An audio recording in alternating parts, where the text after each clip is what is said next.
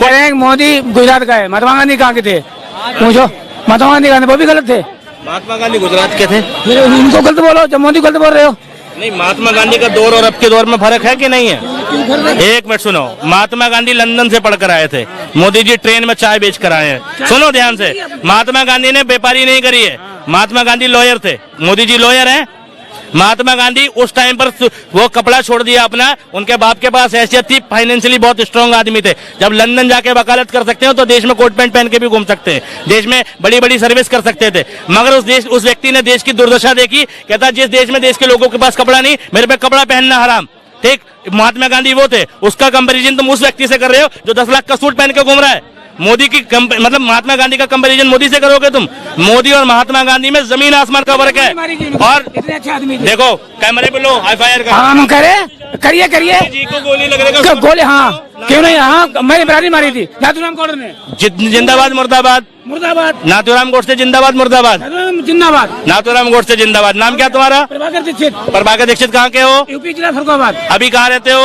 अब घूमने आए यहाँ पे। नहीं, क्या कहाँ रहते हो? यहाँ घूमने आए कल। ठीक है भाई साहब, तुम्हारे नाम पे FIR ना करा दूं तो बताना, ठीक है? नाथूराम गोडसे को उपासक बनोगे तुम गांधी के देश में। एक बात बता देता हूँ तुम्हें, ये गांधी का देश है, इसलिए तुम जैसे लोग जिंदा हैं। गोडसे का होता तो गोली लग चुकी होती। ठीक है, सुनो ध्यान से। हाँ ठीक है, अब देखा ये धमकी पे उतर है। अरे मतलब मोदी का कंपैरिजन कर रहे हैं यार, बताओ महात्मा गांधी। अरे शर्म से डूब मरो यार। ठीक है, कहाँ महात्मा गांधी, कहाँ मोदी? ठीक है, अरे महात्मा गांधी नीम की चटनी खाते थे, मोदी जी मशरूम खाते हैं। ठीक है, इंदिरा गांधी को क्यों मारा? तुम महात्मा गांधी की तुलना गांधी और नरेंद्र मोदी से करोगे? महात्मा गांधी कहाँ और नरेंद्र मोदी कहाँ? महात्मा गांधी वो व्यक्ति है जो उस टाइम पर लॉयर बनकर आ गए। ठीक है, महात्मा गांधी कहाँ?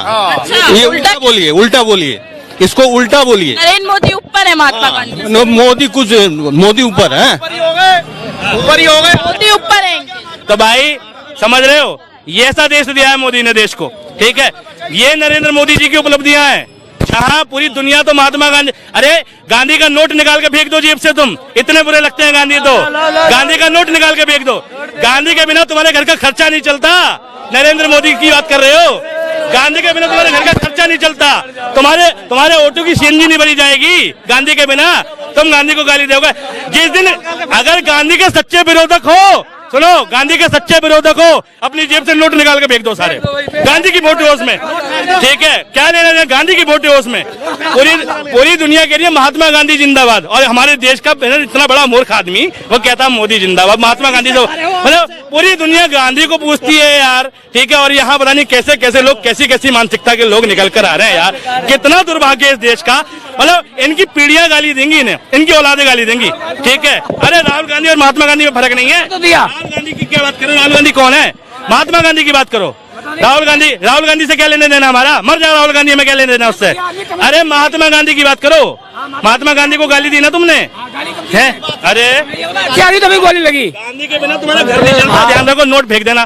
ठीक है, जो लोग गांधी के विरोधक है वो सबसे पहले नोटों का बहिष्कार करें। ठीक है, फिर बात करें कि तुम गांधी और गोडसे के इतने पूछो। नहीं, हम तो गांधी को मानते हैं, हम गांधी को मानते हैं, गांधी जी हमारी जेब में रहेंगे। और इनकी जेब में गांधी टिकता भी नहीं है, ये गरीब है, सच्ची बता रहा हूँ, ये गरीब है। हाँ, हम तुम्हारे मांगने आते हैं यहाँ। ठीक है, अमीरी का एहसास लेने। जब मिडल मैन है ना, मिडल मैन, ठीक है, वो मिडल मैन के लिए मैंने लाइन कही थी कि ना मैं कांच का, ना मैं स्टील का। नहीं, ना मैं कांच का, ना मैं स्टील का, मैं तो डिस्पोजल वाला गिलास हूँ। जी हाँ, मैं मिडिल क्लास हूँ। ठीक है, मैं अमीरों में कभी आऊंगा नहीं, गरीब कभी कहलाऊंगा नहीं। सरकार कितनी भी योजना निकाल ले उसका फायदा कभी पाऊंगा नहीं। मैं अमीरी में गरीबी का और गरीबी में अमीरी का एहसास हूँ। जी हाँ, मैं मिडिल क्लास हूँ। तो कुछ नहीं है, ये क्या है, ये घूम घाम का पता नहीं कहाँ कहाँ रहते हैं ये लोग। इन्होंने किताब पढ़ी ना पढ़ी, इन्होंने इतिहास पढ़ा नहीं पढ़ा, राजघाट देखा नहीं देखा। अन्ना हजारे का आंदोलन था इंडिया अगेंस्ट करप्शन, इंडिया भ्रष्टाचार के खिलाफ है। उस आंदोलन की बुनियाद में गांधी थे।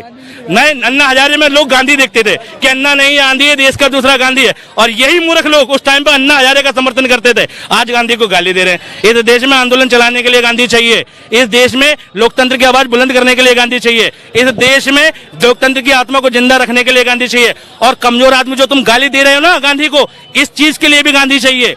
अगर ये गोडसे का शासन होता ना और गोडसे की तरह मानसिकता वाले लोग होते, तुम इतनी आवाज निकाल भी नहीं सकते, तो तुम्हें गोली लग चुकी होती। गांधी का देश है इसलिए जिंदा खड़े हो, गांधी को गाली देने के बाद भी। गोडसे का होता तो जिंदा ना रहते।